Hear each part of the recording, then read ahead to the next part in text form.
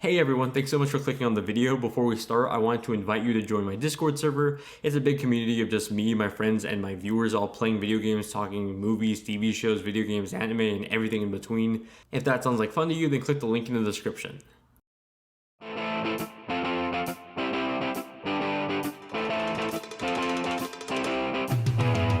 Last month, I got invited by the private division to play 2 hours of Obsidian Entertainment's The Outer Worlds. It's a sci-fi RPG shooter from the same team that worked on the South Park Stick of Truth and Fallout New Vegas.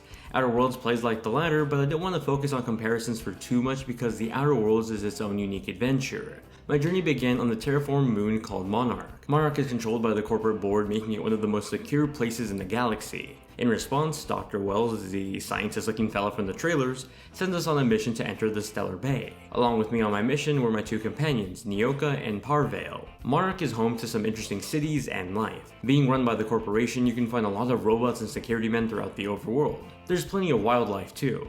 The candid pharaohs look like tigers with razor-sharp teeth, and the Mantistar soldier, on the other hand, looks like a giant praying mantis with the body of a spider. It's horrifying but makes for a good target. This was my chance to try out the firefight combat. The gunplay felt great. I had access to a sniper, pistol, knife, and turret to release bullet hell on anyone who stood in my way. While firing, you have the ability to slow down time for more precise and critical aim on an enemy.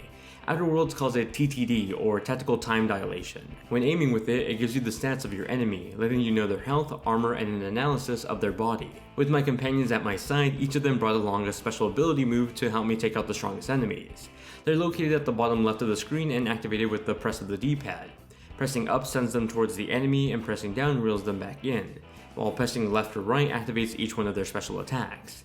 They can start these cinematic animations that look fantastic, though occasionally janky when the enemies are in some weird positions.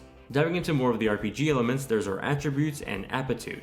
Attributes act like the core stats that affect our gameplay, and most importantly, the dialogue options that come up in conversation.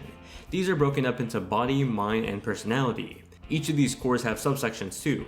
Body, for example, has strength that then feeds into your carrying capacity and melee damage. These are then ranked on a scale from bad, average, and good. Your aptitude, on the other hand, is essentially your job or occupation. For my demo, I was a junior grade medical technician that gave me a boost in healing. Digging deeper into those character stats, there's skills and perks. Skills are broken up into melee, range, defense, dialogue, stealth, and tech. Perks, on the other hand, contribute to certain boosts on your character. For my demo, my character had Resilient that boosted armor and toughness that then raised my health. For the companions, they too have their own RPG tree. You can give them perks as well or control the way they behave in combat. For example, you can have them set to range attacks or either close combat along with how aggressive they are. While exploring Monarch, I ran into a few different cities, both populated and abandoned. Fallbrook is the more populated area. There are some shops to buy food, bars to drink at, and people living under the corporation. It's there where I met Nelson Mason, a drug dealer who was eager to get his stolen goods back, and so he enlists us to help him find them. When speaking to him, the dialogue tree gave me a handful of different options that basically gave me complete control of the conversation. I could tell him to go to hell, ask him for a bigger cut of the money for this mission, and so on.